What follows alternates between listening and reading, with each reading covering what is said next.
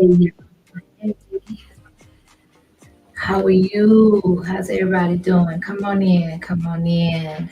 We got a pretty good lineup today. I'm not going to try to make this too long, but I do want it to be informative. I want it to be bring awareness, right? I want definitely for people to be in the loop of the things that are taking place so close to such a time in history that woo, I don't know if we'll ever see this again, right? I think hindsight is always 2020, and we try to sit back and imagine how things, you know, how pertinent and how present we were for such a time in history, such as this particular election and process. And we know, we know that the policies in the political arena, it is a dirty game, right? It is a dirty game. So peace and blessings to everybody. Come on in. Hey sis, peace and blessings to my girl. Your thoughts coming into the building, into the building. Y'all, so I mean, whether you are invested, whether you care, whether you feel it's going to affect you or not, um, I know people, that feel that this election is not going to make a difference in their lives one way or the other. And then you have some people that definitely feel otherwise. So I'm speaking to all of us because if nothing else, whether you feel it affects you or pertains to you specifically, you and your family, the fact of the matter is that we are still being present and living in this time where this election is going to really determine the trajectory of where we're going next. Either it's going to be accelerated, in my opinion, or it's going to buy us some time. Either way it goes, I think at some point we will all feel the effects one way or another about this upcoming election. Now, those that follow me understand how passionate and how invested I am in the illegal immigration and the migration situation that has been happening during this election process or during this current administration for the past 3.5, 4 years now, right? And so there's always some information evolving because these people are pouring into the borders every single solitary day to the tune of over 20 million, y'all. 20 million people that this country for some reason has given the illusion that we have the resources, that we have the land, that we have um, just availability to be able to give them some type of footing to come into this country and obtain what foundation has been laid prior to them coming in with no vested interest. It is no secret that I feel some type of way about that amongst many others, right? So before we get off into that, I just want to check in with my chat. We got Complex Design in the house. Greetings, peace and blessings to you. We got Miss Sassy in the building. Thank you for being here. I appreciate y'all. I know other people are going live. A lot of it's impromptu or last minute. It is what it is. I'm gonna keep it pushing and we're gonna get through this so we can go on with our day, right? So let's start off because I'm going to make a connection and a transition from the current status and state of the illegal immigrant crises into the tactics that we know of, right? Because I'm sure that once the election is over, there will be for some time to come revelations and reveals on other tactics and other, loopholes, for lack of a better word, that the administration currently administration, it could be on both sides, but I think that there's definitely an obvious goal for the current administration to stay in the office for many reasons, but we're not going to go off into that. But let's just go ahead and I want to start off with we have over the numbers keep increasing, but there's definitely tens of thousands of migrants that are rushing into the border. They're doing what they can in order to get here prior to the election in case Trump is, of course, elected. And then that's going to be a whole nother scenario and whole nother set of circumstances that the migrants will have to deal with along with this country, right? So let's go without further ado. Peace and blessings. Hit the like button when you come on into the room. We appreciate you. And yeah, let's go. Well, immigration is a top issue among voters, especially in border states like Texas. Recent changes in the Biden administration's policies have resulted in fewer illegal crossings. Yet critics argue that some of those changes could encourage more arrivals. Well, CBN's Tara Mergener reports from McAllen, Texas. As the sun sets over the Rio Grande, the Texas-Mexico border appears peaceful. Once the major hotspot for illegal crossings, the situation has changed due to Texas spending billions toward aggressive border enforcement, from barbed wire and floating buoys to the National Guard. If you cross in Texas, you will be prosecuted. While illegal immigration is down overall in Texas, the numbers show many migrants are rerouting to other states, often with smugglers, due to Governor Greg Abbott's enhanced border security. Border officials say that means more crossings in neighboring states like Arizona, New Mexico, and California. Most of this cartel. If you pay the cartel to get across, they're taking you up north because it's easier for them. Biden administration executive orders aimed at streamlining asylum requests have also reduced the number of dangerous crossings and expedited deportations. I'm announcing actions to bar migrants who cross our southern border unlawfully.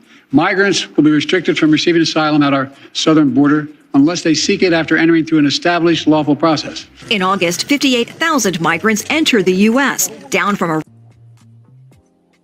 Okay, so it just said 58,000 came in August alone, right?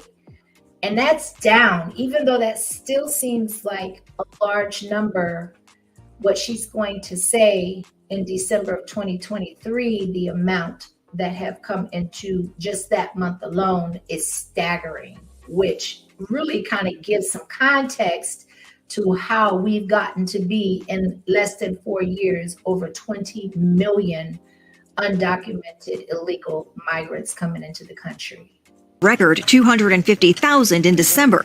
That's a 68% drop compared to a year ago. While the Biden administration touts a recent drop in illegal border crossings, critics argue they don't tell the whole story. They claim new legal pathways for migrants don't reduce overall migration, but instead encourage more arrivals and further complicate border security. The traffic and people coming into the pipeline has not abated under the executive order. The Biden administration, for quite some time now, has been using the parole system to let people make an appointment on CBP One app and fly into the country, so effectively flying over the border. Okay, y'all. So listen, I agree with Miss Yo on this. We really don't know how many people are here. We have to go off of the word of those that have a vested interest in the direction and the trajectory that this country is going, right? Now, what I will say is that what he just stated is that they can go through an app and set an appointment, but we're not going to just skip over the fact that he's saying that people are being flown into this country. So us as citizens, you have people that take business trips on a weekly basis, people that travel for personal day in and day out. Millions per month fly in our friendly skies in this country, but we are facilitating an influx that this country cannot sustain long term, or even, in my opinion, short term. And we give them first class flights or free flights to where they would like to go in order to set up shop for them and their families. Just amazing to me.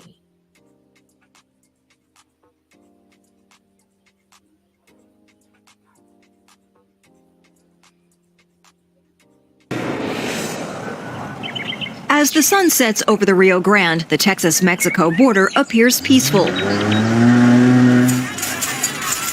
Once the major hotspot for illegal crossings, the situation has changed due to Texas spending billions toward aggressive border enforcement, from barbed wire and floating buoys to the National Guard. If you cross in Texas, you will be prosecuted. While illegal immigration is down overall in Texas, the numbers show many migrants are rerouting to other states, often with smugglers, due to Governor Greg Abbott's enhanced border security. Border officials say that means more crossings in neighboring states like Arizona, New Mexico, and California. Most of this is cartel. If you pay the cartel to get across, they're taking you up north because it's easier for them. Biden administration executive orders aimed at streamlining asylum requests have also reduced the number of dangerous crossings and expedited deportations. I'm announcing actions to bar migrants who cross our southern border unlawfully. Migrants will be restricted from receiving asylum at our southern border unless they seek it after entering through an established lawful process. This comes from the same administration that has threatened, I don't know if they're still in the process, but I know that it was made public through the media that the current Biden administration threatened to sue Abbott, the governor of Texas, because he decided to follow the Constitution and the border laws that are currently in place that Biden helped put in place. And because he decided to enforce those laws and to take matters into his own hands in order to get some order in the state of Texas, now he's saying, basically, this is what we're trying to do. It's just a bunch of word salad as far as I'm concerned. Because why would you sue the state of Texas for following the law? I'm just saying. August, 58,000 migrants entered the U.S., down from a record 250,000 in December. That's a 68% drop compared to a year ago. While the Biden administration touts a recent drop in illegal border crossings, critics argue they don't tell the whole story. They claim new legal pathways for migrants don't reduce overall migration, but instead encourage more arrivals and further complicate border security. The traffic and people coming into the pipeline has not abated under the executive order. The Biden administration for quite some time now has been using the parole system to let people make an appointment on CBP One app and fly into the country, so effectively flying over the border. The CBP One system helps process about 50,000 asylum seekers monthly, with more than 800,000 migrants paroled into the U.S. since its launch last year. Millions remain waiting for appointments. This traveler feature is now live on CBP One. Humanitarian parole programs also allow legal entry for tens of thousands each month from designated crisis countries, unlike regular parole, which is case-specific. It's like the U.S. government is completing the smuggling process. They're gaming the system and they're skewing the numbers, so it looks like immigration's down when it's actually not down at all. We see what happens in New York. We saw what happened in Springfield, Ohio, Aurora, Colorado. That impact is being felt regardless of what the level of traffic at the border is. We reached out to the White House about these concerns and are still awaiting a response. Meanwhile, agents also point out the flow of dangerous drugs into the U.S. has not stopped. So far this year, border authorities report seizing at least 10,000 pounds of fentanyl. 10,000 pounds of fentanyl? We're talking about the same drug that if it absorbs through the skin, and if you don't have gloves on and enough of it gets in there, it can kill you. So we're talking about it coming in through the border in the form of candy. I was trying to really sound the alarm this Halloween for those that I knew would still take their children out for trick-or-treating or engage in the celebration of Halloween, to really, really, really be mindful of the candy. A child is not going to know the difference. And a lot of the adults are not going to know the difference either. But this is the type of opening and the type of access and the type of support per this current administration, because they're not stopping it. That's why I say they support it. Not only did they allow it and have been allowing it to happen, but still to this, up until the day before election, crickets. There's no addressing it without some humbug and some word salad and some garbage being uttered from the mouths saying, okay, well, you put us back in the office and then we'll focus on that next term. No, you won't.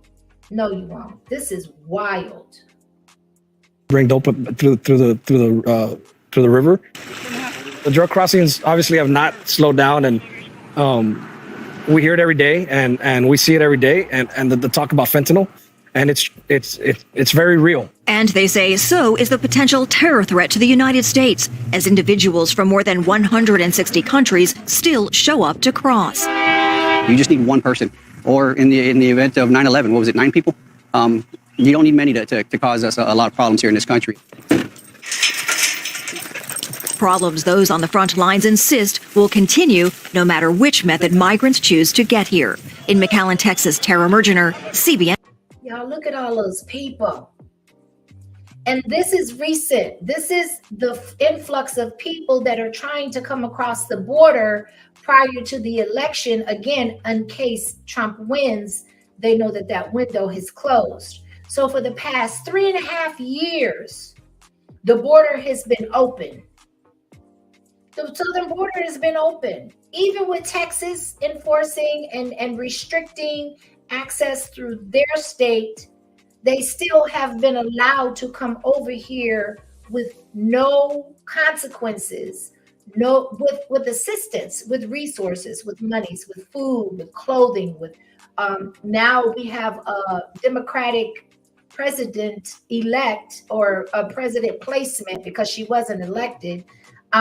That's saying, you know what, we're going to not only that, but we're going to give you $6,000 for those taxpayers for a first-time tax credit for a child born on this soil, and we're going to grant you $25,000 basically in home ownership, with the prices of homes increasing to the point where they're unaffordable by most working citizens in this country, including our vets.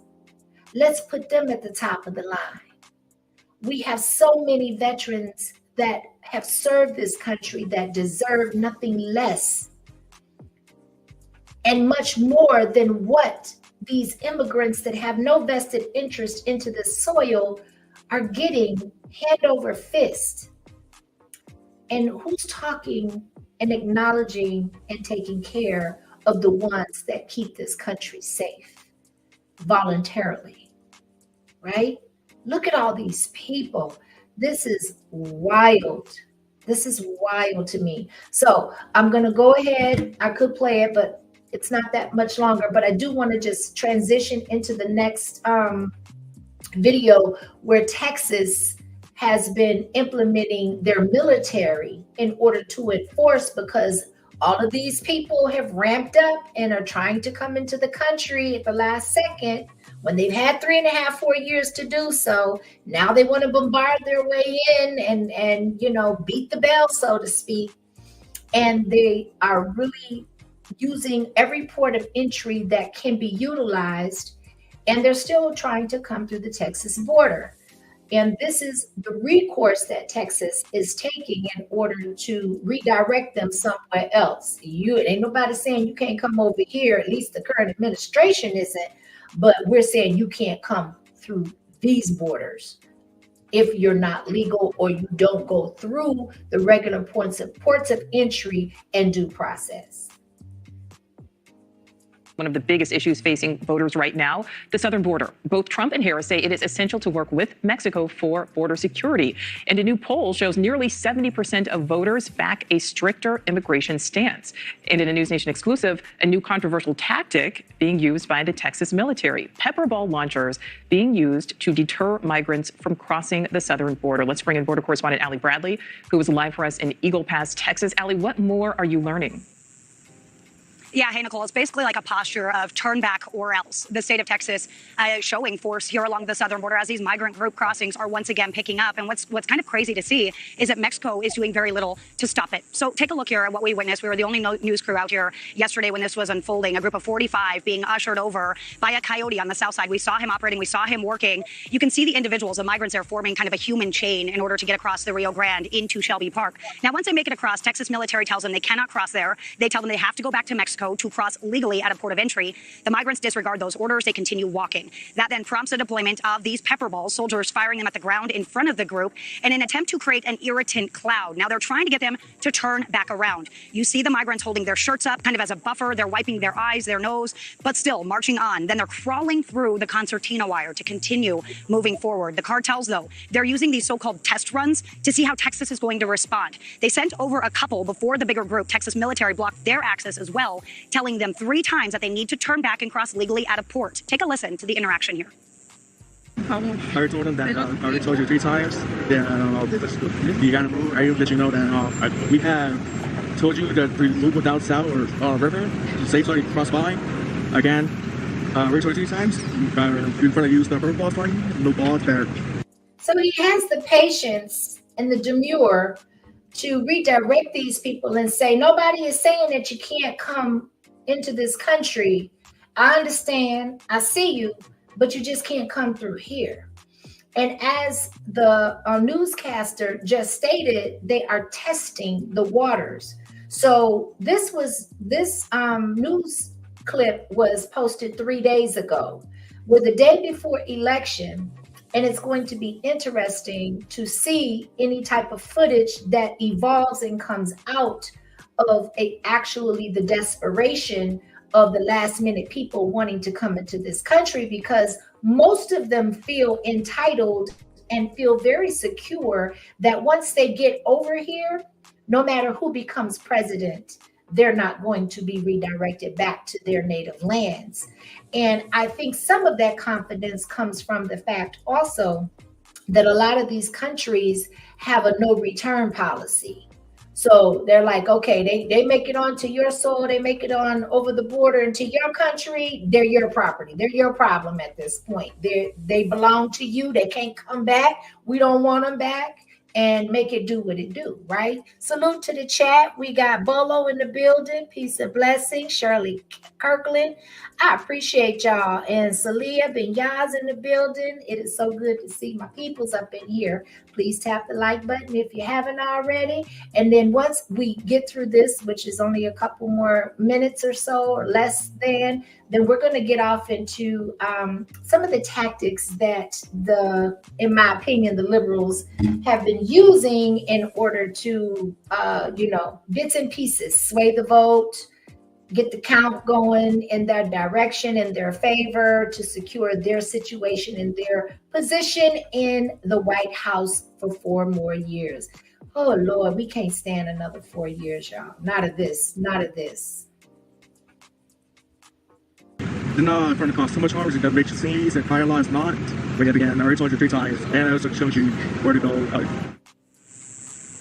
So both candidates talk often about working with Mexico and that partnership. But while we were out there, our neighbors to the south were doing very little to help. The Mexican military appeared on the shore after that group crossed, standing there just watching. The migrants refused to turn back to Mexico, and some of them actually reported that Mexican officials, Mexican federales, were blocking them from crossing at a port legally. I mean, they were literally standing there on the shore, Nicole, with like their arms crossed in kind of an intimidating posture. So the migrants were not going to turn back around and go to Mexico. So we're kind of in this stalemate here in Texas right now. Now, these individuals did continue walking. They were ultimately apprehended by Border Patrol, but after Texas military had to decontaminate them, Nicole. So yeah, a lot going on still down here at the border. It is still very active and still a fight for Texas. Absolutely.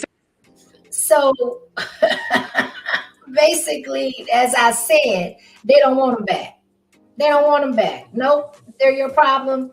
They're your property now. You said that if all they had to do was get across the border. That was all they had to do. Once they got across the border, which technically if you are in Texas and you haven't come through the regular port of entry or the assigned port of entry, then you are not technically. But you know what? I'm not a part of the border control. That's just my logic kicking in and my assumption.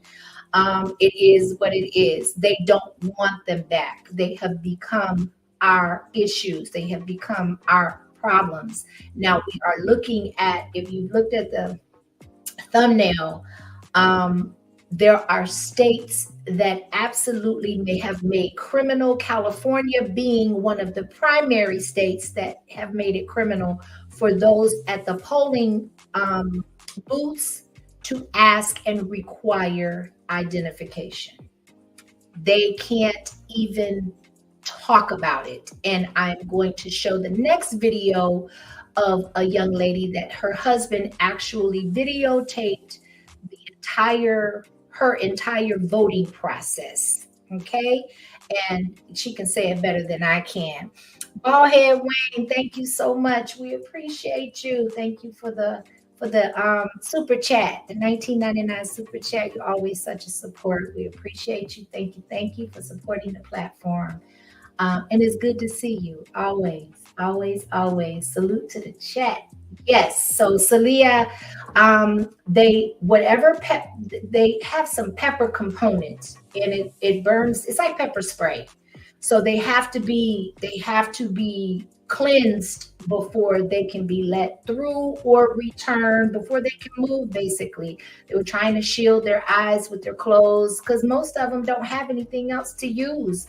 Very few of them have backpacks. Most of them just have the clothes that's on their backs. And so, but when they're sprayed directly. I think they're aiming for their faces, right? To destabilize them and distract them from being able to focus on coming across. And look at all the barbed wire. It's like people are still trying to circumvent all of these methods of protection or barriers that are in place to come across illegally. And it just shows the desperation of people. And it has to be so much uncertainty. It's got to be so much uncertainty, in my opinion, because with the election coming on, they can't anticipate if Trump gets into office, what he's going to do, how he's going to handle that situation. And they're just really taking a chance either way it goes. And you think that with this last ditch effort of so many thousands attempting to come across the border, that protections aren't in place or they're not being anticipated. So yeah, they had to be, that's what she said. And I'm sure it was from the pepper components that were issued from the guns of the military. But you know what? I just don't feel no type of way about that, because they're allowed to come over here. There are provisions that are set in place for them to do so. And they still keep trying to come in through methods that is unacceptable or that is out of bounds for them. They have been warned.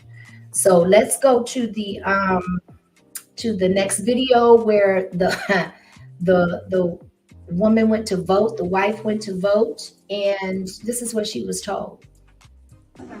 She one of these young ladies over here. You got to go to.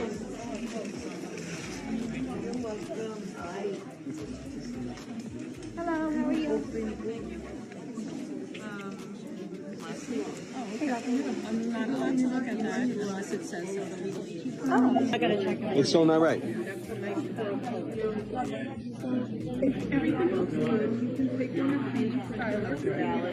That's just crazy. It's absolutely insane. The other way. Now I'm going to sign that, say that my signature doesn't match, but they're still not going to check it. They're still not going to check your ID. Me. That's crazy.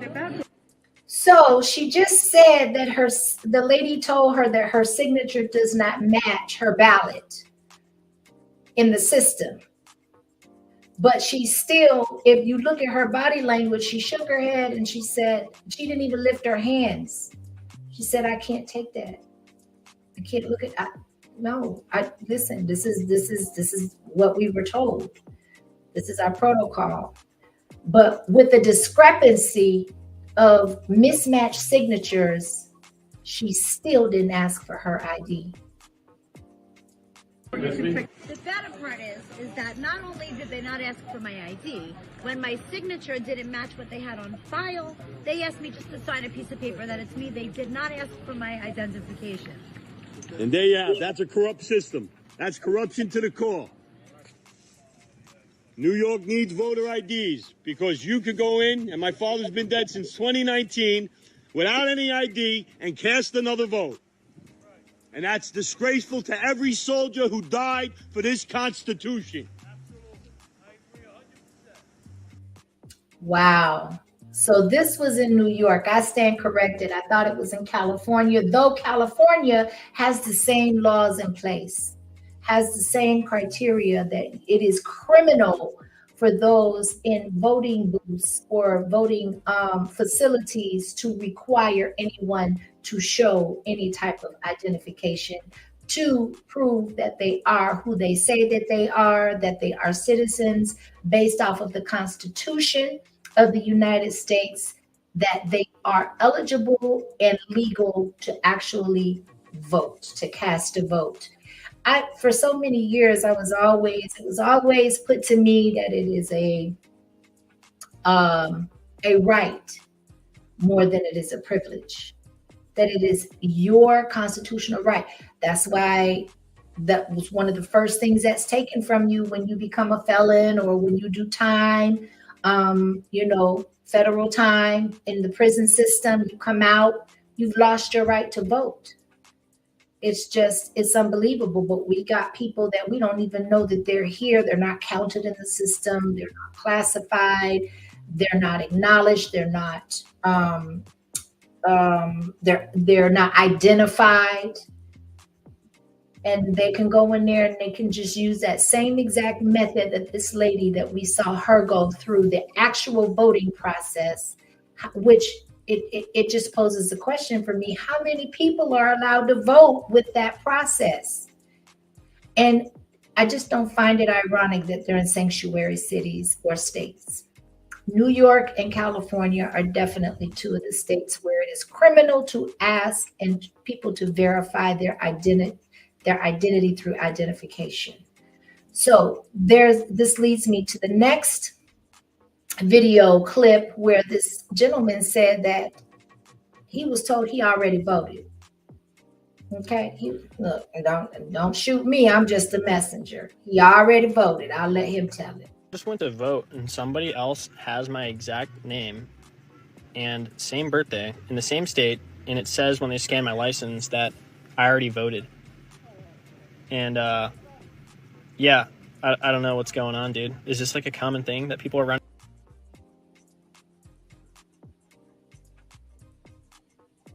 Uh-oh. I don't know what happened. Very specific license number. Like, I don't know. The only thing that was different was the address. So. Y'all, I'm sorry. I don't know what's going on with the video. Just bear with me here. Okay, it might have been while I was recording because it doesn't seem to be responding. Let's see. Hold on.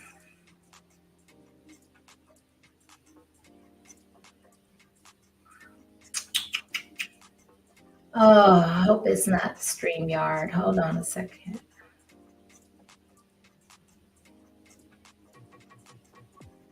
Okay, we'll come back to that. So let's go on to another tactic that is being used. And it's no secret, I look at the Republican side and then I look at the Democratic side, and we have the Democratic side feels like this is one big concert. We brought out everybody to pander to the Black community that, in my opinion, has never cared about the Black community, doesn't stand on a moral fiber in this country to where they should be representing any party, much less one of the political parties of this country. But who am I? I digress. And then they're bringing out all the celebrities. So the most recent ones have been Cardi B, J-Lo, and they've had performances with Sexy Red.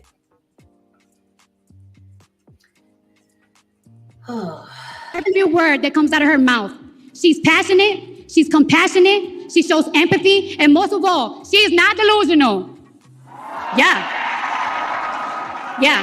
Kamala recognized that this country is at risk, that the economy needs to get stronger, that the cost of food and the cost of living is too high. Damn, it's even high for me.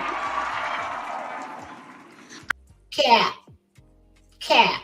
I believe her when she says, under her, buying eggs and milk won't break the bank, because she's gonna pass a ban on price gouging on groceries. And she told me that in my face. So she better not lie to me in my face. Y'all, this is the representation for the party based off of identity politics, where depending on who you talk to,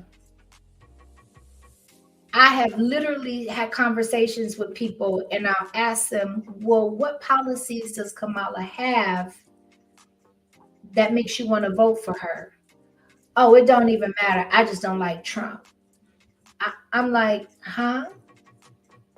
You don't know Trump. You don't know Kamala. They don't know you.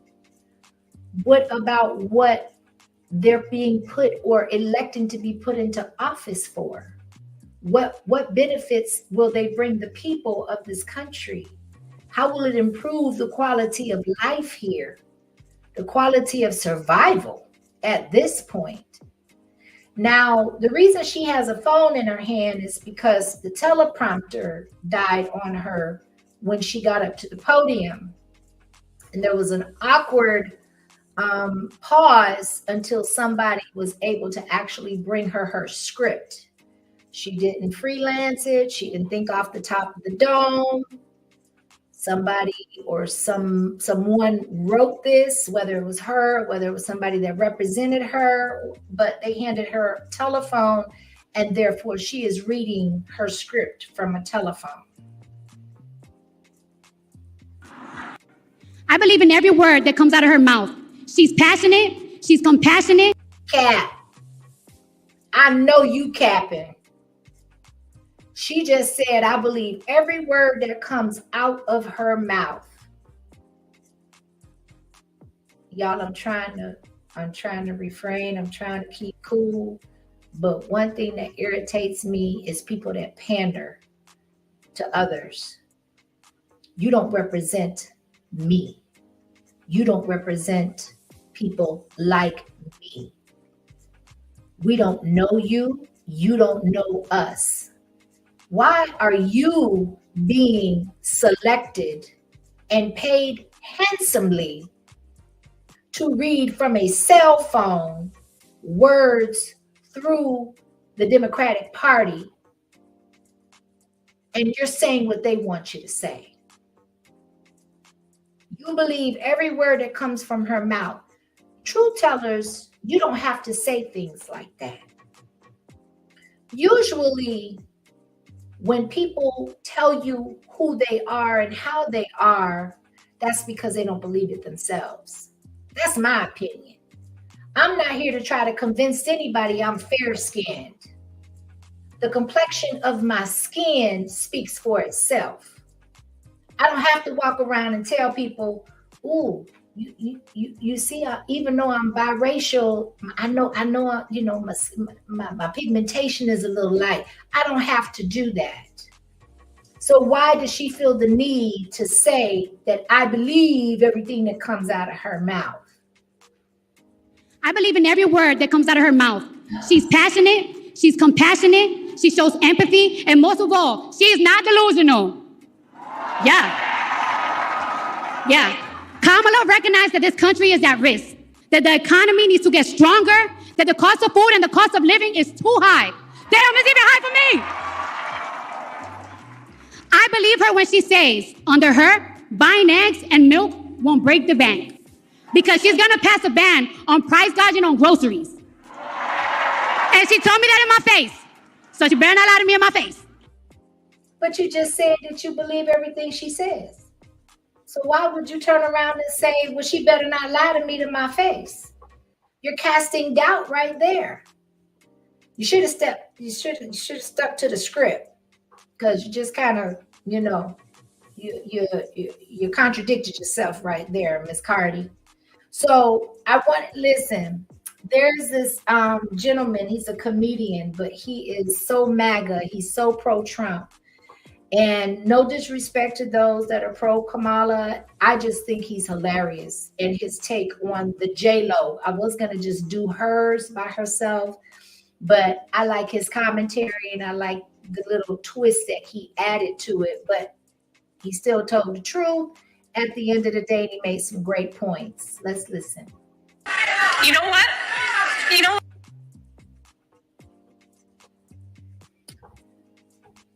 Okay, I don't know. Seems like I'm having some technical difficulties. Let's try that again.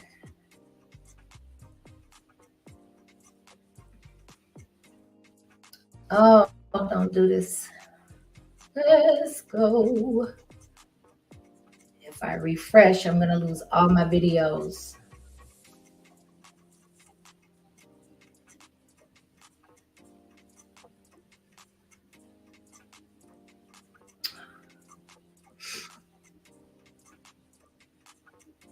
Okay, let's try this. I'm going to remove it and try to re-add it again. Hold on, y'all.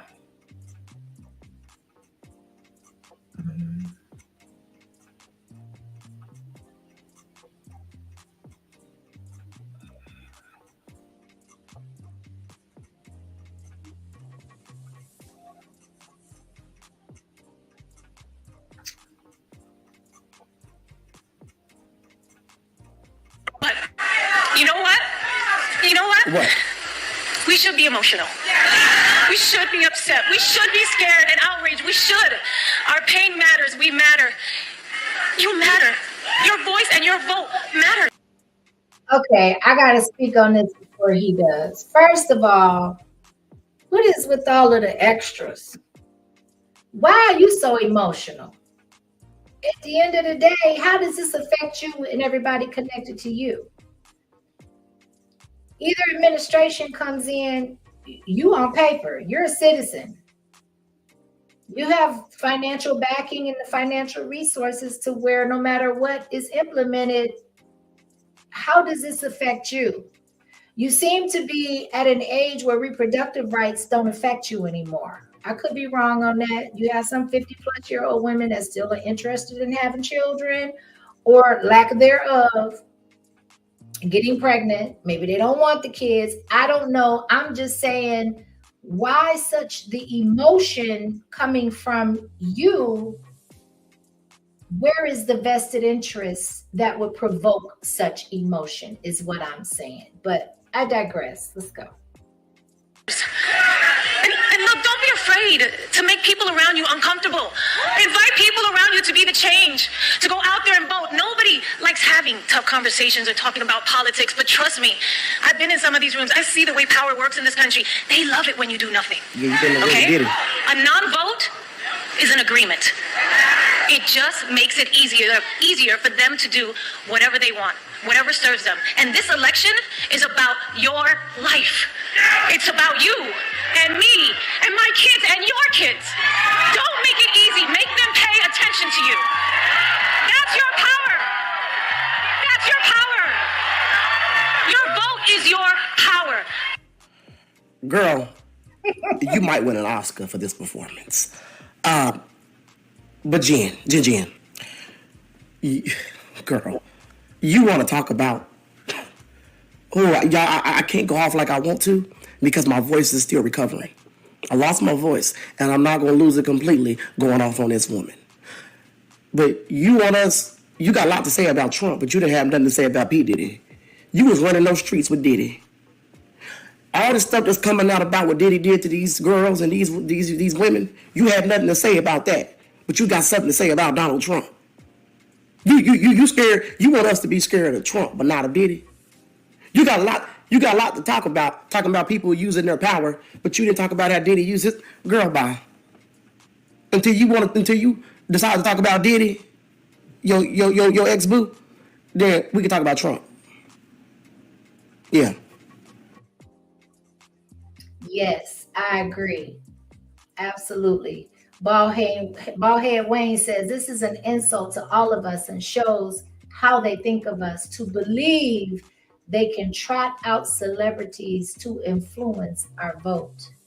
Very well said. And I will also add to that, look at the type of celebrities that they are bringing out, which leads me to believe that most of them, when you have Megan Thee Stallion, you got Sexy Red, which is like one of the newest ones. You got Usher, you got the Migos.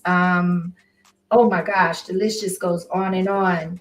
Who they're pandering to, who, like you said, insulting their intelligence.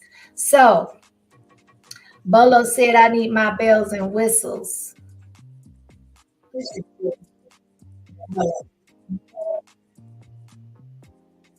Salute to my chat. Salute to my chat. Yes, indeed. And just the theatrics and the fakeness for me is like, y'all ain't even really trying to convince nobody. There's a bottom line. Everybody, Beyonce got paid, they said $60 million, and she didn't even perform. $60 million without a performance.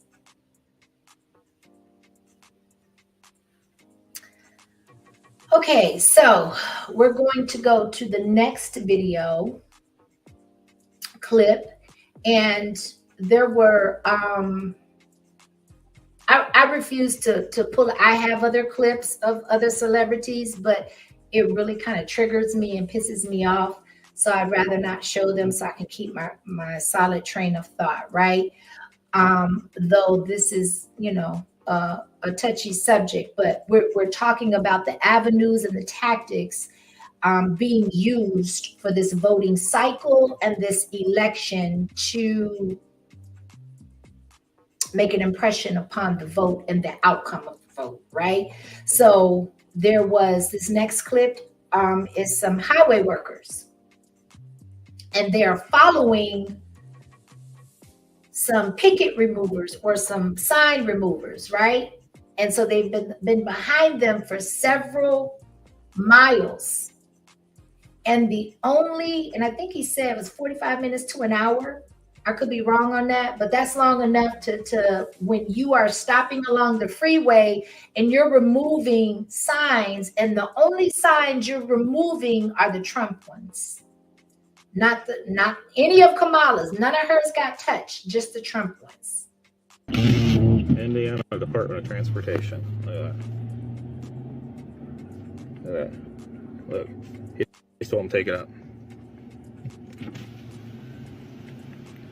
Those are the only political signs that we've seen him take. We've been behind him for a half hour. Okay, so he said in half an hour. Let's watch that one more time. Indiana Department of Transportation. Look at that. Look. He told him take it up.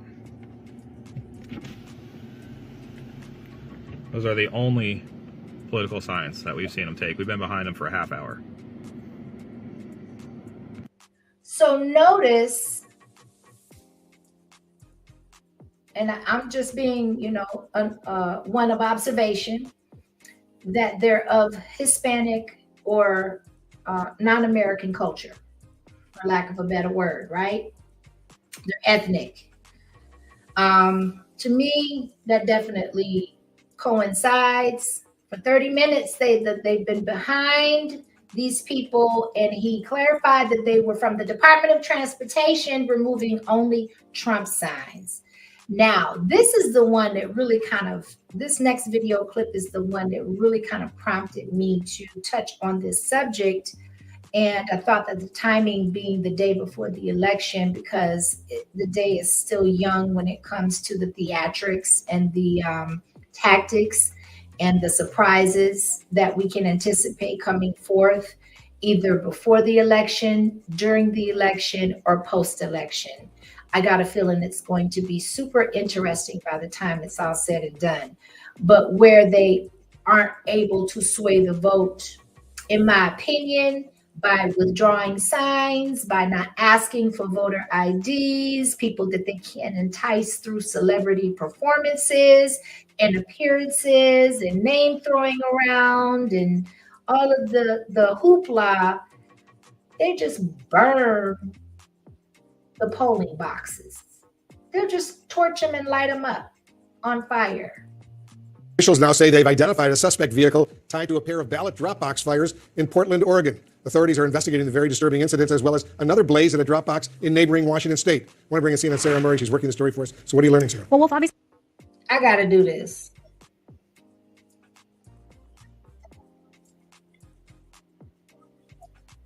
This is very disturbing. We don't yet know what the motivations are behind this, but officials are saying that there appear to be 3 different instances that are linked. The ones that we're hearing about today that took place in Oregon as well as Washington, and one that took place earlier this month in Washington State, where there was an incendiary device that was somehow attached to these ballot drop boxes and caused, these kinds of videos that we're seeing here, these flames and ballots burning. In Oregon, they said it was just 3 ballots that were impacted and that they've reached out to the people who were impacted. And in Washington State, though, they said there are hundreds. And so they're basically telling people, if you cast your ballot over the weekend in this drop box, to check the ballot tracker online. These are both states that conduct their elections predominantly by mail. And of course, in Washington, we have seen this very hotly contested congressional race. And Congresswoman Roy Gluesenkamp-Perez put out a statement. She's one of the candidates, of course, in this hotly contested race, saying, I'm requesting an overnight law enforcement presence be posted at all ballot drop boxes in Clark County through Election Day. Southwest Washington cannot risk a single vote being lost to arson and political violence. And Wolf, these drop boxes, again, we don't know the exact motivation behind these efforts. They have just become targets for misinformation, claims from the right that there is rampant voter fraud. That hasn't been proven out. But we have seen the Department of Homeland Security warn that these kind of drop boxes are targets for domestic violent extremists. So, we'll wait to see. Officials are investigating locally. The FBI is investigating. We'll see what comes of those investigations. Yeah, sure.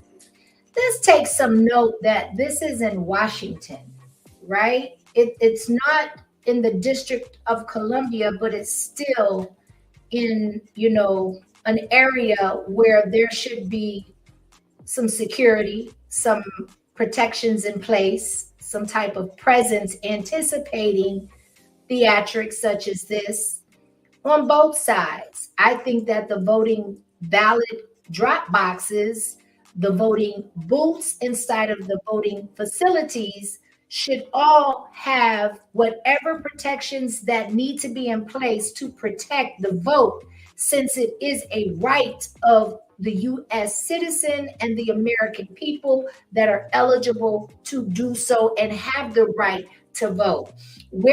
Why would you put a box labeled drop box on a sidewalk on the side of the street, unsupervised, unmonitored, and subjected to things like this taking place? And if there was any type of inside information used, do you know how quickly that could have happened all across the state or the city, depending on the jurisdiction of those boxes?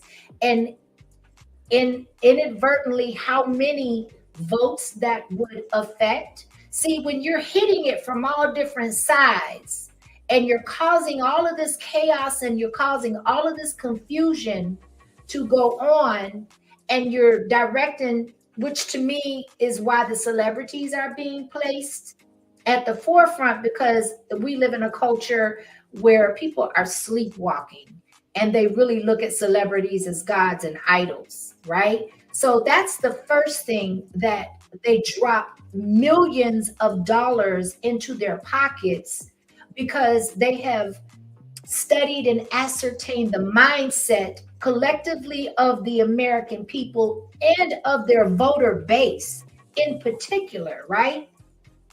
And so while you're over here watching all of the celebrities and you're watching this and you're absorbed with that and you watching Sexy Red twerk at a Democratic rally where there are people watching with children, and they're having to bleep out almost every other word of the song choice that she chose for that rally, you got people burning up ballot boxes.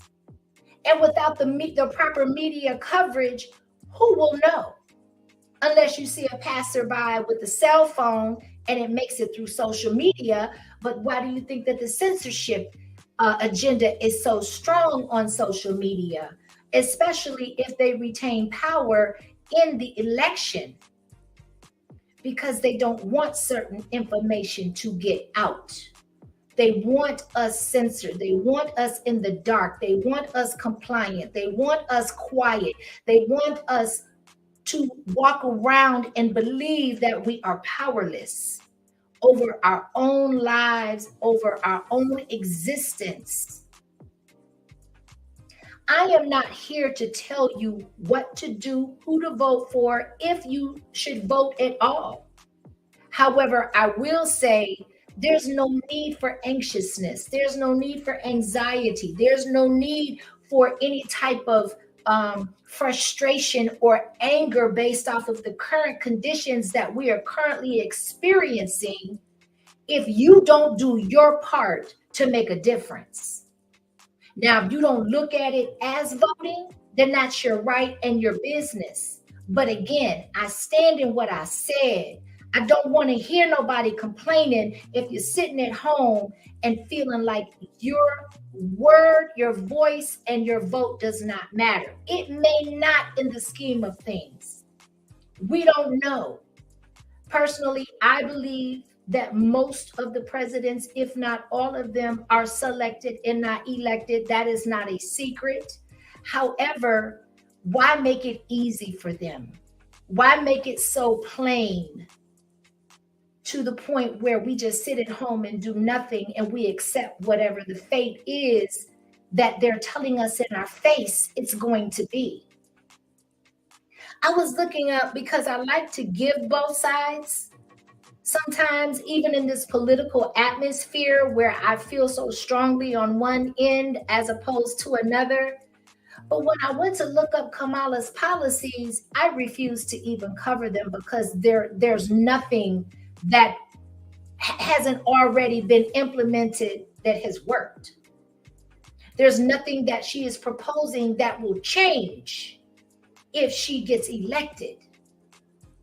You know, it's real easy to put that line into place and to put that bar to separate her from Joe Biden when it's convenient for her. But you've been on the same ticket as this man when he got elected or selected into office back in 2020, and you never came out and spoke opposite of any of his executive orders, any of his beliefs, any of his decisions that he was able to make. With or without your participation, you have co-signed everything that has gone down publicly during this administration. And you have the audacity to be put into office or to be put into the running and offer, and not offer people anything. And I'm not just talking about Black people, I'm talking about across the board. But then you go and the one skin complected party that you did speak on, you said, I would not do anything specifically for Black people. How come you didn't say that about the Indians? How come you didn't say that about the Jews? How come you didn't say that about all of the Hispanics and the Venezuelans from the 160 countries that are pouring into our open borders? How come you didn't say to any of that to any of them? No, what you've done is what monies you haven't sent to other countries to fund wars that don't have anything to do with us, you turn around and you give our resources, you basically insult our veterans and the citizens of this country, the homeless people of this country, and you take the resources that we are entitled to, that are ours, that were created and built and fortified by us. You don't ask us our permission. You don't even give it to us for a vote. We find out after the fact, while you're entertaining us to death through sports, through all of these other things that really don't affect our everyday lives. You turn around and you give it to people that are spitting on the soil that they're laying claim to. They don't respect anything we have going on. And I hold this current administration solely responsible. Not only did you open up the borders, but you told them all they had to do was get here and you would take care of the rest. How sway? How sway? I'm just trying to understand. But we're supposed to elect you. Why? We're supposed to vote for you. Why? You ain't even black. But you're pandering for the black vote. You are pandering for the black vote, but you sit up and you tell black people that there is nothing that you will do specifically for black people. When you talk about insulting our intelligence, you can't get more insulted than that. You told us, and you told the world, while you walking around here with melanated skin, even if you lied or you were deceptive on the origin of your DNA. Why? Why does the black vote matter so much to y'all? You're bending over backwards to get the one classification and the one people's vote that you don't have no respect for, that you have given no consideration to. You're hopping on all of these different platforms, The View, Shay Shay, so on and so forth, where there's a big viewership of black people watching. Why? And you're letting all of these illegals in. We know it's to replace a lot of the votes of the people that have become the wiser to your tactics, to your being disingenuous, to you lying to our faces, to you insulting our intelligence, to you becoming one of the best to ever do it with word salad and playing with our real lives over here. And we owe you what? Why? What do we owe you? Because you sure ain't taking none of us into consideration.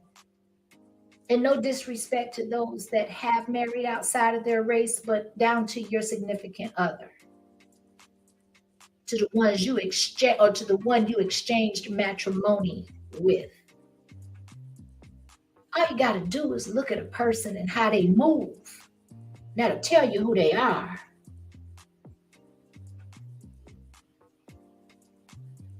I just don't, the blatant disrespect and the blatant in your face is what really has just put me at a loss and has made me feel some type of way in this political climate. And not just me, but many, many others. This is what you think of us. This is what you've always thought of us. When they talk about 2024 being the year of things being revealed, the truth-telling year, it ain't over yet. Karma is not playing with people. She is not playing. She is dealing with people where they are committing the offenses. Shout out to Candace Owens. Shout out to Kwame Brown Bus Life. Shout out to everybody that is calling it the way it is being delivered. And that's down the middle, truth up front, good, bad, indifferent. It takes some type of fortitude and some type of conviction to say the most unpopular things in the most unpopular time, but you telling the truth when it's all said and done. They are here burning ballot boxes. They are here taking up signs to not support Trump. They out here saturating with illegal immigrants into swing states and sanctuary cities with the hopes and the goal to collect enough electoral votes to secure the presidency. It has been in motion and it has been in preparation. And somehow we as the people have been instructed and been made to believe that we don't have any power, that we don't have any control, that our words fall on deaf ears.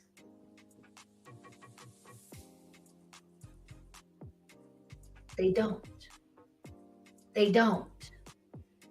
And one person or one entity that I have not mentioned, and I feel convicted about that as I say it, is that the God that sits up high in my life is who I give the glory to and the victory to. Because no matter what is going on that we consider to be our real life, and I question what is even real at this point in time. In my 50 plus years of living, this is the fakest I have felt in this environment, from the food we eat, to the tainted water, to the polluted air, to all of these devices that are designed to speed up our demise, because we're in the way, especially in my generation. We're in the way. We got people sleepwalking. But at the end of the day, my God is real through it all. No matter who comes out of this election, we all got somebody to answer to. We all have an entity to answer to. We all have somebody that we have to be held accountable to. Every last one of us. These people don't care about us. Do we care enough about ourselves? Even if we feel it don't matter, do we care enough about ourselves to do something instead of sitting back and doing nothing? Salute to my chat. Thank you, Mel Dove. Oh, I appreciate you. You said to the aunties, please don't talk to me about women's virtues if you're voting for a woman who puts Cardi B on the stage and abortion as contraception. Amen. Amen. I agree with that. Thank you for being a member for 3 months. I appreciate you. I appreciate you. I appreciate you. I appreciate you. We got, listen, let me just, because y'all already know, I got to take a pause for the cause. I see my chat is active. Hey, y'all. I appreciate y'all. We got Derry Hardaway in the building. The only thing to save her ass is in the electoral vote. Yeah. You got that right. We got beautiful one in the house. Yes. Thank you. Thank you. Oh, you need a clip? I got you. I got you, sis. I got you. We got Bolo VNR Clips is in the building, along with his other channel. To my minds, please feel free to drop channels of those that are in my chat that are content creators. We love on each other and we promote one another over here, right? Peace and blessings to you. We got Empress Lonnie One Love. Hey, thank you for being here. I appreciate you. We got Monique Hill in the building. The word 9%. Peace to all of y'all. I'm so glad. We got Miss Anesta in the building. And if I missed you, charge it to my head and not my heart, y'all. Listen. I only got a couple of more topics that I want. We're going to get through this video because we're not done with this. And there's another state outside of Washington where they've implemented the same tactic for the ballot boxes. So again, I know I got off topic a little bit, but I just want to kind of rear myself back into alignment of the topic and say that there should be, we have the resources at this time with this election being so instrumental and paramount in the trajectory of our lives, of this country. And if people aren't aware, this world, because depending on this election it is going to define whether our world moves at an accelerated rate to fulfill prophecy, or if we're going to buy ourselves a little time, because prophecy is going to be fulfilled. It is going to be fulfilled. Make no mistake about it. We cannot continue to keep going along this trajectory of destruction without shit being destroyed. And what happens when something is destroyed? It gets rebuilt. For those that know and that understand and recognize that this is just a part of the process of the reset, we are being led to believe, or it is an attempt to lead us to believe that it is for our demise, when it really, in my belief system, is the opposite. It is for our birth, our rebirth, our re-emergence into a different world that is not led by so many demons, such destruction, such evilness.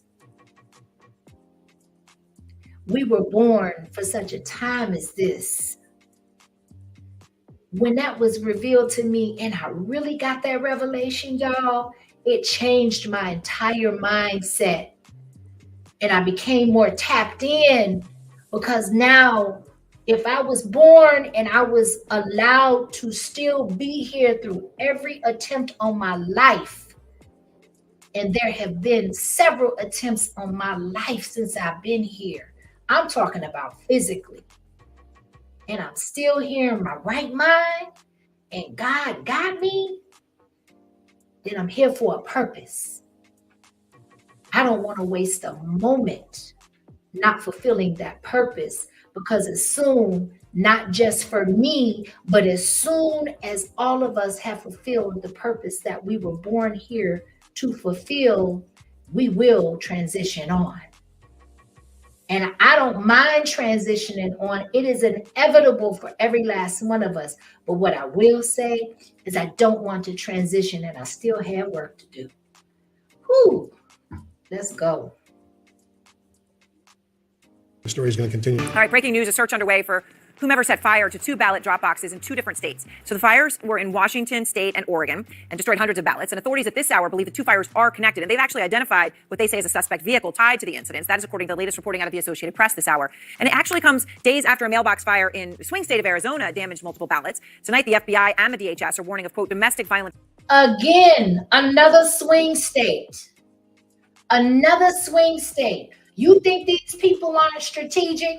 You think that these things have not been planned out and they have not been implemented prior to any of this political stuff that since we've been paying attention?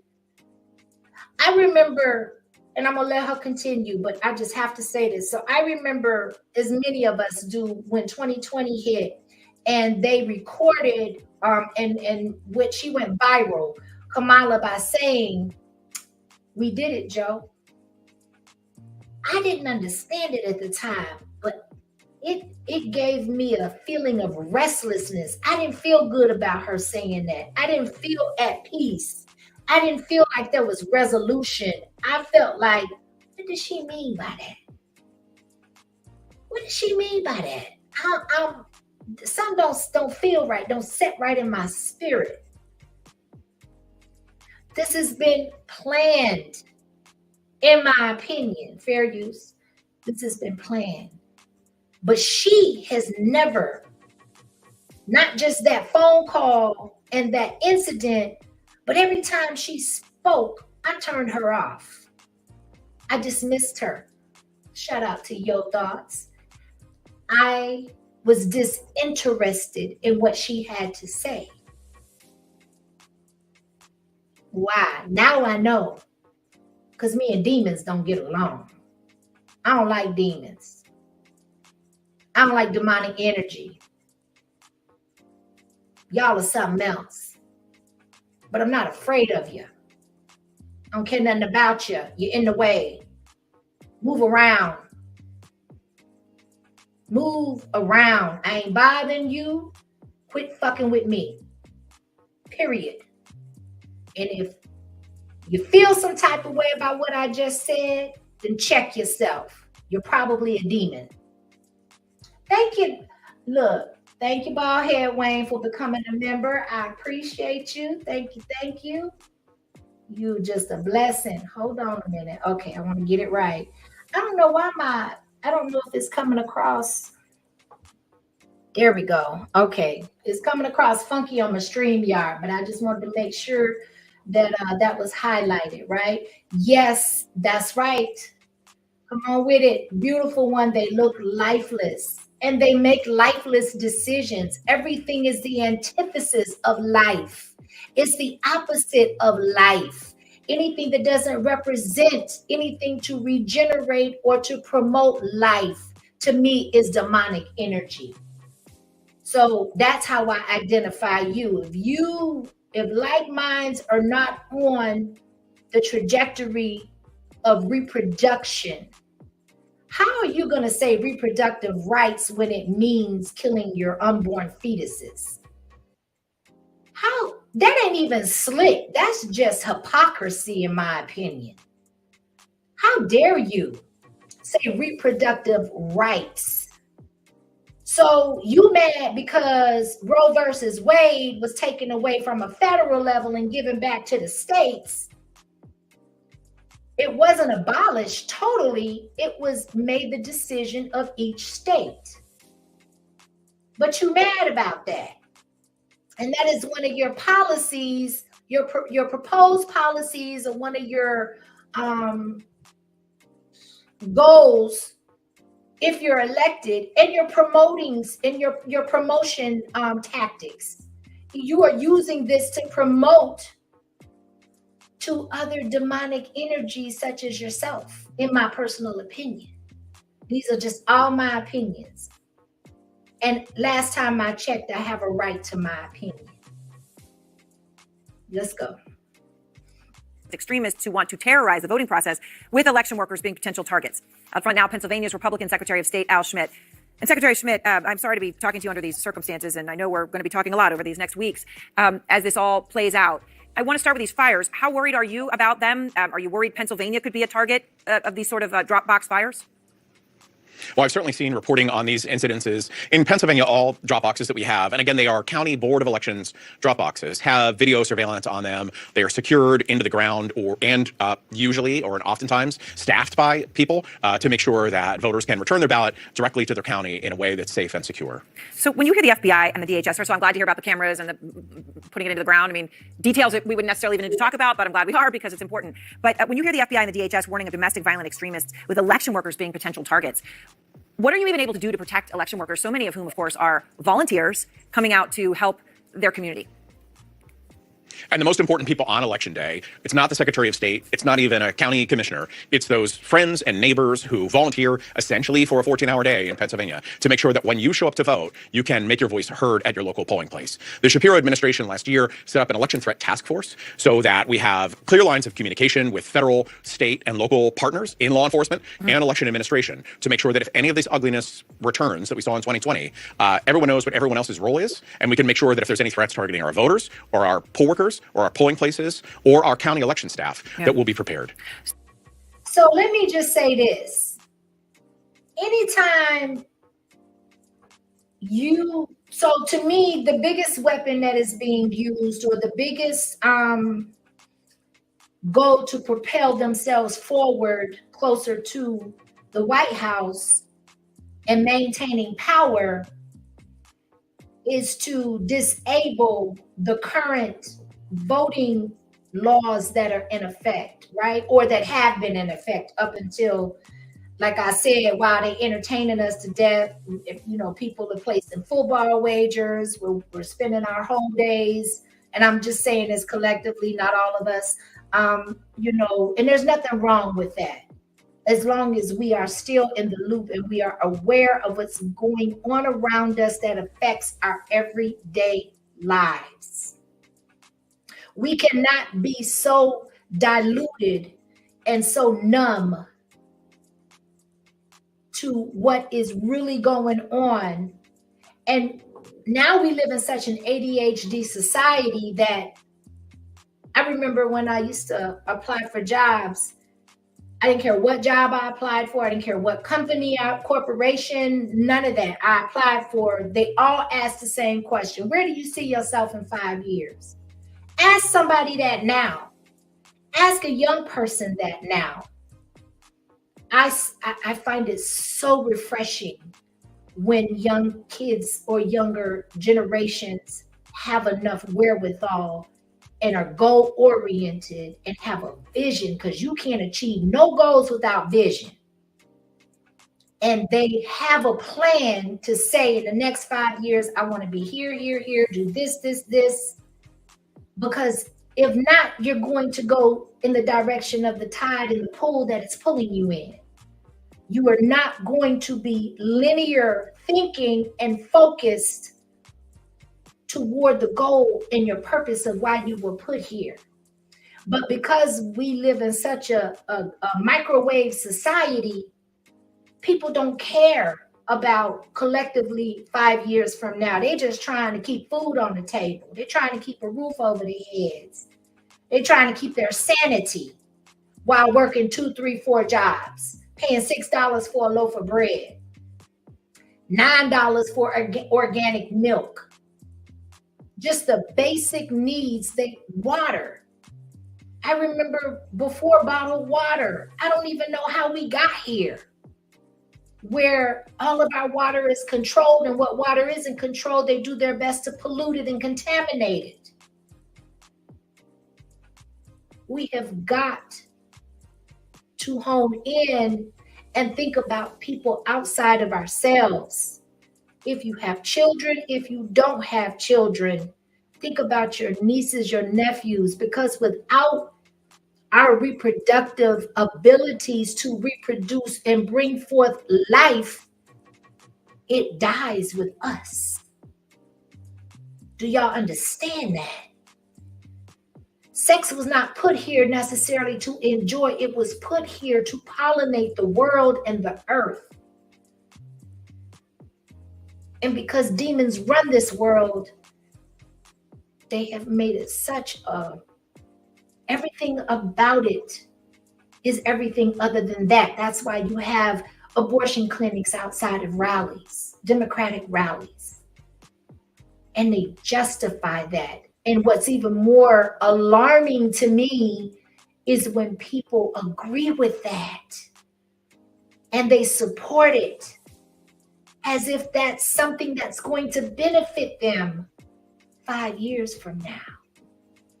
When you are an older woman that's no longer as desirable to men because you passed your prime, you had so many abortions that you chose not to bring any children into this world. Now you're too old. Now you're too unattractive. Now you're unappealing. Don't nobody really want you like that. They're not even looking for you like that. And by that point, it's too late. Now you're crying that you want a child. Now you're crying because you're alone. When through your 20s and your 30s and some of your 40s, you prefer to be alone. It's too late. Because you didn't think 5 years down the line. You didn't think outside of today. You didn't sacrifice and give up nothing now for tomorrow or for your children. Or as Kwame say, your children. Right? So we're almost done with this. I know I'm all over the place, but listen, it is what it is. Let's go. So, Secretary, in Pennsylvania, in Lancaster County, officials there say they stopped suspected fraud in as many as 2,500 voter registration forms. With some of these margins of victory in many states last time, this could be everything. Those applications had showed inaccurate addresses, mismatched signatures, several forms with the same handwriting. And they say this was what they call a large-scale canvassing operation. That's what was responsible. What more can you tell me about that? Well, I'm eager to hear the full report from the county. They reached out to us right away. We provided guidance to them for how to handle this sort of situation. It was that they received a significant number of registrations as a group, and some number of them they believe to not be legitimate. So at the end of that investigation, we'll hear from them the degree to which they have found evidence of voter registration fraud. I just want to be clear. Voter registration fraud is separate from voter fraud. And while the two can intersect, when you apply to register to vote in Pennsylvania, you're providing a driver's license number or you're providing a social security number. So when someone files a fraudulent voter registration application and it's not legit, it's easy to identify and flag. All right. So then do you feel that you know the full extent of this? Is it in other counties? I mean, do you feel like you have a sense of how big it is? It's really at the county level, and I'm confident that the county will report out to the Pennsylvania Department of State and everyone else the extent to which they have found evidence of this at all. All right. So I want to ask you about Elon Musk. You know, he's being sued now by the district attorney in Philadelphia over that $1 million a day giveaway that he's giving to registered voters in swing states like yours. They say that it's an unlawful lottery. They want it shut down. Do you think Elon Musk has broken the law, Secretary? Well, I can certainly see why it would be concerning. The Pennsylvania Department of State is not a law enforcement agency. So I would really leave that up to our partners in law enforcement to make a determination about whether that's lawful or not. I'm curious when there's been all this talk about whether Pennsylvania will be able to have results on Election Day. I know you have cautioned against expecting that, even though you have machines that will help open some of those mail-in ballots that are designed to open the outer ballot, the inner ballot, all of that. But now you're getting a sense for how many people are voting early. Do you have a better feel every day, Secretary, with how quickly you'll be able to tell the country who won Pennsylvania? Well, Aaron, every election, whether you have mail ballot voting or not, always comes down to how close an election is before you know who won and who lost. And while our laws, unfortunately, have not changed since 2020 that prevent counties from processing mail ballot envelopes before 7 a.m. on election morning, some things have changed. New equipment at the counties, a lot more experience than they had in 2020, and fewer voters voting by mail. Even though it's widely embraced, during that peak COVID environment, we certainly had a lot more voters choosing to vote by mail. So with those three things, I'm confident that our county partners will process mail ballots expeditiously and with integrity. All right. Okay, so let's talk about this for a second. Y'all, let me go off script for a second because I want to try to pull up something. Hold on. I think that's why I'm lagging. I got so many windows and tabs open. Lord have mercy. Hold on, y'all. Okay, so let's do this.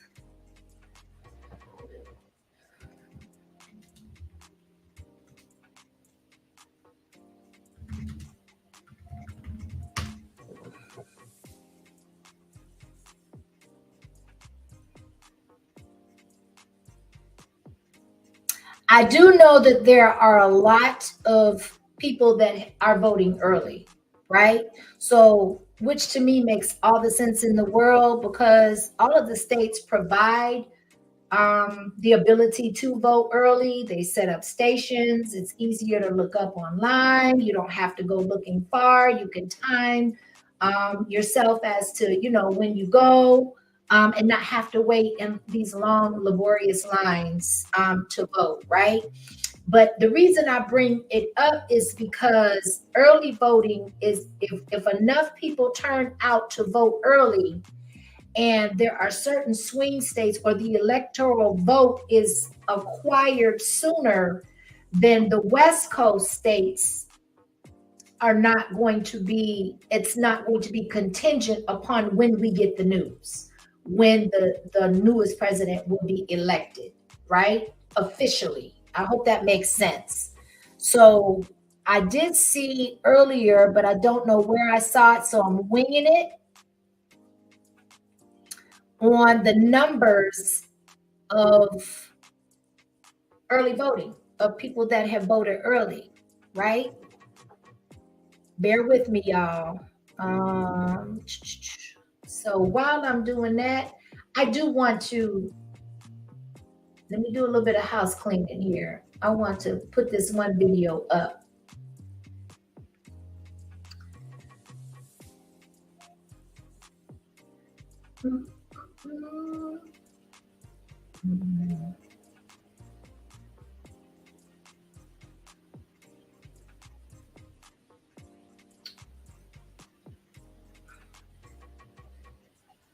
Okay, so I'm just gonna play it. Hey, black man, you voting for Kamala Harris? Because you know Obama told you to. Let's talk about it. So yesterday, Barack Obama decided it was a good idea to come out of his house, save Kamala Harris's sinking ship in Pittsburgh, and talk shit about Trump for a few minutes, and then gather a bunch of black men behind signage that says black male voters and basically tell them, you better vote for Kamala Harris. The numbers are not looking good, and especially amongst the brothers. You guys supported me when I was running, and I expect you to support her. I expect you to vote for Kamala Harris.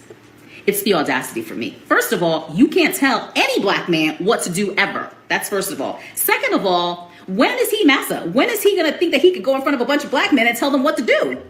Like, is that what we're doing right now? Like, who made him in charge of what black men do or don't do? So the small percentage of black men who were either going to vote for Kamala Harris or were leaning and undecided but leaning towards her, they're absolutely not going to vote for Kamala Harris. Now, that doesn't mean they're going to vote for Trump, but they're for sure not voting for her.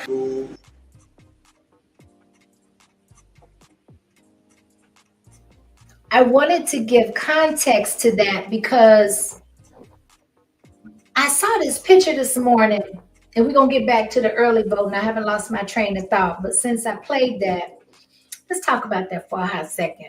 So I saw this picture of Obama at a recent rally, of course, for Kamala, as well as his wife, right?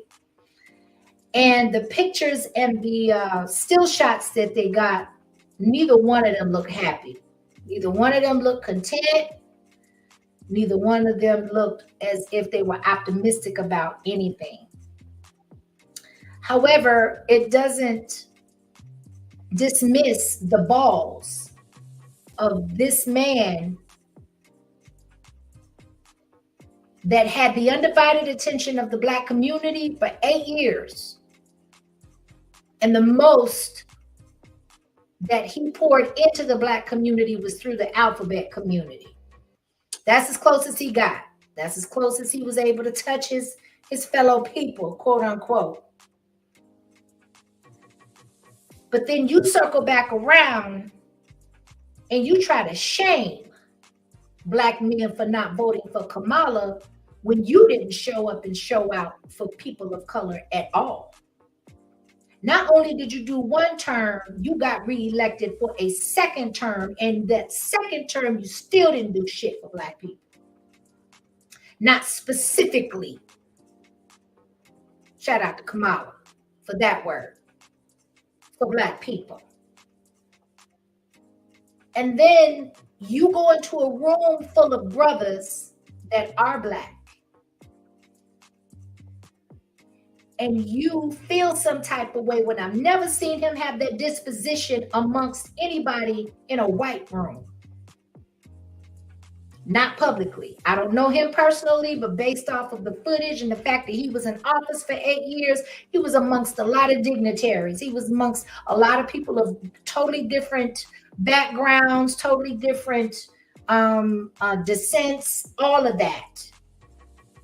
But then you son the Black men in that room and you make them feel some type of way because they're not on the same accord as you. They don't live in the same $1 million estates as you. They don't have the same liberties as you. They don't have the same bank accounts as you. They're more readily affected by their vote than by your agenda or your desired outcome, right? But to add insult to injury, you go into a room and you son them and it goes viral. And then you wonder why Black men don't want to vote for her. Without Kamala, all you have to do is look at the 8 years that Obama was in office. Now, I'm going to say this. He's smooth. He's one of the best I've ever seen do it. He had the swag. He had the lingo. He had the calmness of his essence shine through when he wanted it to shine through. He knew how to read a room. And if there are different types of backgrounds in one room, he was able to communicate with them all effectively. Catch your ear and your eye gaze. and keep your attention to get his message across. And then he doubled down with the wife that he's got. So Mrs. Obama possesses her own sets of talents when it comes to pandering to the people. But 2024 being the year of exposure, it ain't hitting the same in 2024 as it did some years back when you were running amok in the White House, passing laws and executive orders that you were permitted to pass by the other branches where they didn't block you. Again, didn't specifically benefit Black people. So again, I asked the question, why are we in 2024 and Kamala is pulling out all of her resources and calling all of her favors in to yield the Black vote? We don't mean nothing to you. Why do you care if we vote or not? What difference does it make to you? Because you can't get enough of your illegals in to do it? Now, I'm going to say this. I'm guilty of this as well. For a long time, I valued the national vote more than I did my local voting. There were times I walked into a ballot specifically to vote for a president, and then when it asks you to vote and to select all of these other parties, I would go off of the party and not the person. Well, the past 3 elections, I haven't done that. I sit at my computer and I go through each and every one of them before I go to vote, way before I go to vote. And then I will revisit it to see if their stances are the same, if they dropped out, if they've had any smear, named, or if any BS has come out about them on their background during that period of time. If you're going to exercise the right to vote, it is going to hit you first where you live and trickle down on the federal level. We have the responsibility, if you decide to vote, to educate yourself on who you're voting for and not a political party. That is one of the reasons why I feel that this has gotten to the point that it has gotten to, is because of our naivety and us being disinterested, thinking that our vote really at the end of the day doesn't matter. And again, I'm going to reiterate, it may not, but there's a large possibility that it will. And I'm going to show you why. Give me 1 second to share my screen.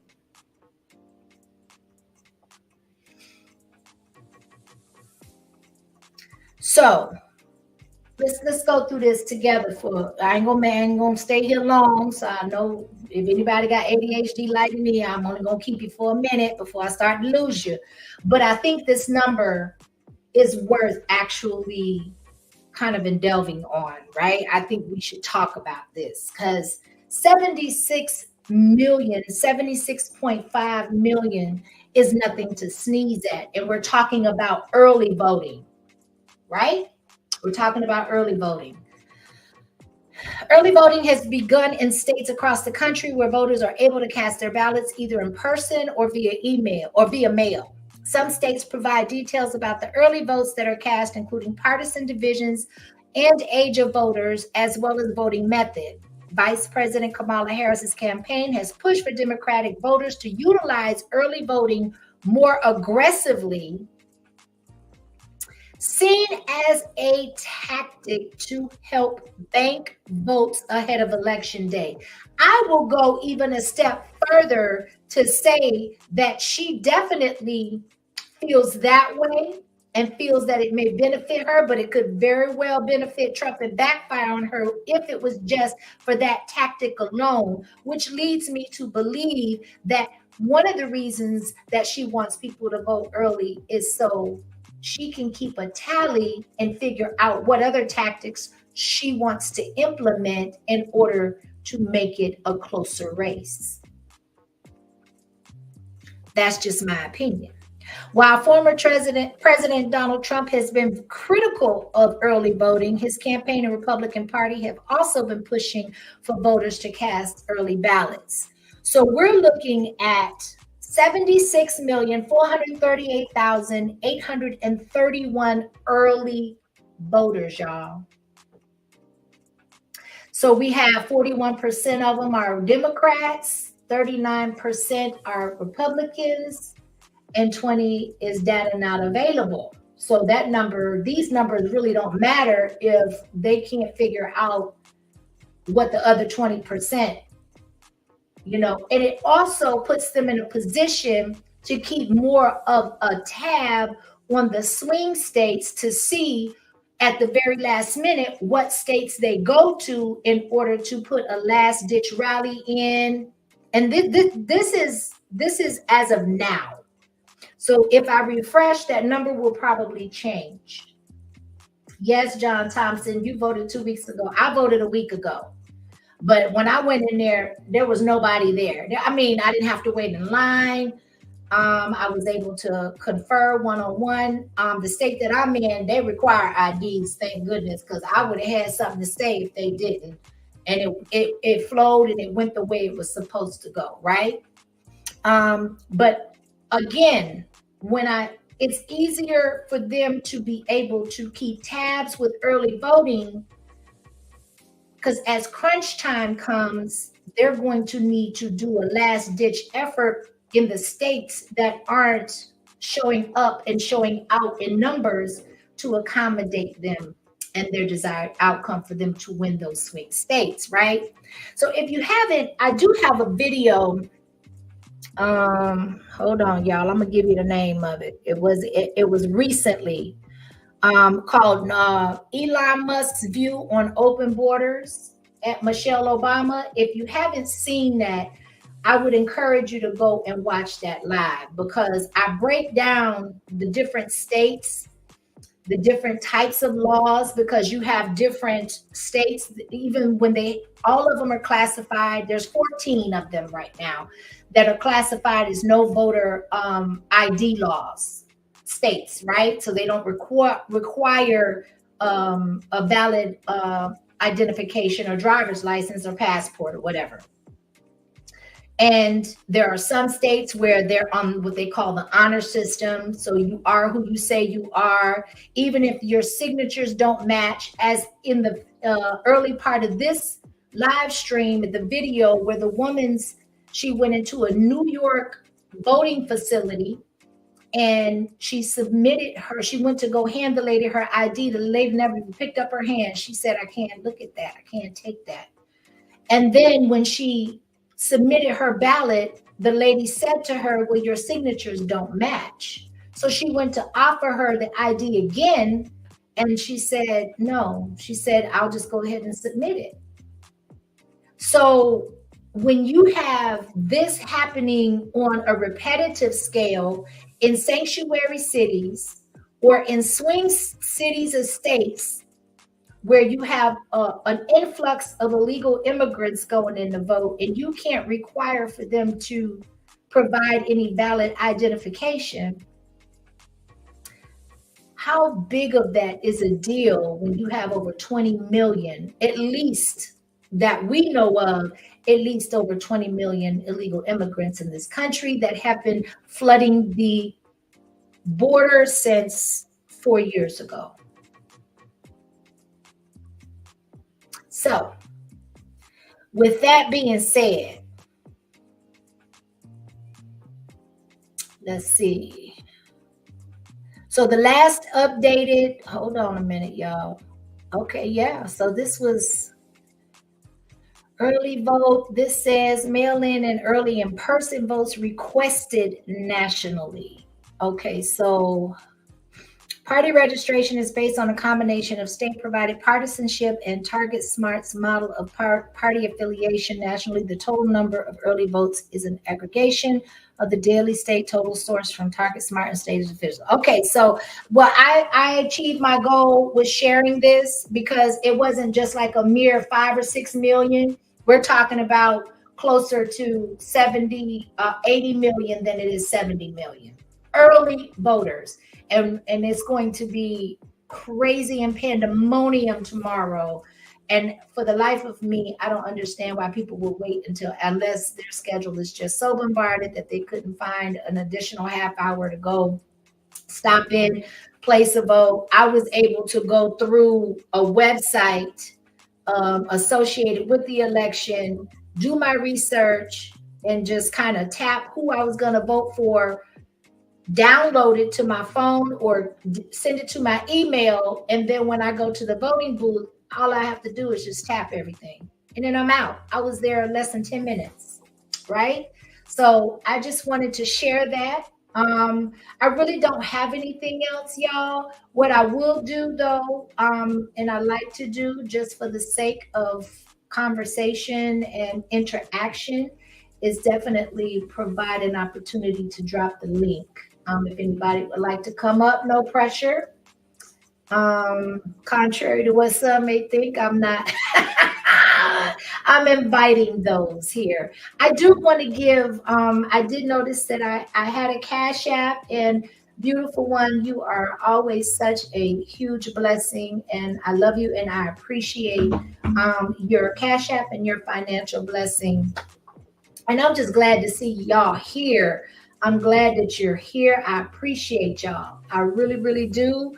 In conclusion, and I'll wait a few minutes to see if anybody would like to hit the link, but I just want to just kind of reiterate,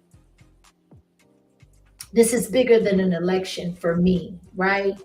Because when your eyes are opened and you have the ability to process and the bandwidth and being open and receptive to process things that are going on around you, even when they're uncomfortable. One thing that I know about myself is I just can't sit around and do nothing. I can't sit around and wait on other people to determine my trajectory of my life, the direction that my family and my life and my decisions go in, if I haven't put forth and done everything within my power to do so. To have some type of say-so and control over my own life and destiny. Where did we fall from grace so far that with billions of people on this earth, there isn't more, I gotta be careful, y'all, more voices being heard on a louder scale. People willing to sacrifice for the long haul. I remember the truckers, I forgot what they call it, void, when the truckers in Canada shut everything down. And the Prime Minister of Canada locked up all of their monies and resources. So they ran out of gas in the convoy. In the convoy, they ran out of gas. And he felt like he had so much control that he froze all of their bank accounts. Not just their bank accounts, but anybody that came to provide, because the whole country just emerged with all of these supporters. They were bringing them gas cans. They couldn't go anywhere and find gas cans. They had bought them all. They were short on gas in Canada. By filling up the gas cans, they were taking them to the truckers. They had a surplus amount of food, water, support. They were taking shifts. They made sure their families were good. They made sure that their families were good while these people were sacrificing. You think that they knew what the outcome was going to be? But they knew that they couldn't sit back and do nothing. And I think we've done that long enough. And whatever this looks like, and whatever this is going to look like, y'all better buckle up. Because I think this is the calm before the storm. I hope I'm wrong, but my discernment is picking up something different. Can't tell you what it is. I don't know what it is. Ain't my business. But I'll know it when it shows up. Michelle says, we are in control of our destiny. We are creators made in his likeness. If only more of us knew that. If we lived by that creed. If we exercise that in our everyday lives, in decisions, where it involves other people, where it involves nobody else. It starts here and it ends here. Whatever starts here will manifest. We are not useless. We are not burdens. We are made in his likeness. And with that, I love y'all. I appreciate my chat. I appreciate the participation in the chat. Thank you to my mods. Thank you. I see you, Riders for Life. Peace and blessings, Rachel. Thank you. Thank you. I'm grateful for y'all. We got Big Brazy in the building. I'm trying to think. John Thompson in the house. We got O Speaks in the building. Yep, that's right. I covered that at the beginning, and I got a whole live stream on that the other day. I couldn't believe it. I had to do, once I discovered that information, I was like, this is wild. That you just can't ask them for an ID. It's criminal to do so. They can face consequences via the law if they do that. That's how, but it's always the fear propaganda. It's always the well, if you do this, then we're going to do this, and we have the power, and we have this. How do you think you got that power? How do you think you got the ability to have those resources and that wealth and that type of reach? How do you think you didn't get that by yourself? Now, demonic energy plays a part. That's a whole nother live stream. But I'm just trying to tell you, this is wild. This is wild. We have more power than we know, than we're told. We're told we're insignificant. We're told we're a social security number in this country. We're a birth certificate. And all of those enable you as being the property of this country. I belong to God before I belong to anybody. And if I belong to him, all of me belongs to him.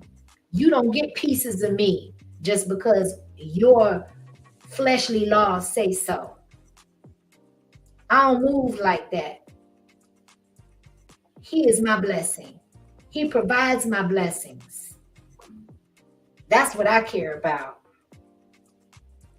Y'all, before I go, John Thompson, thank you so much for the Cash App. I appreciate you for the support. Thank y'all. I appreciate y'all. Much love to everybody. We have the power. We the people.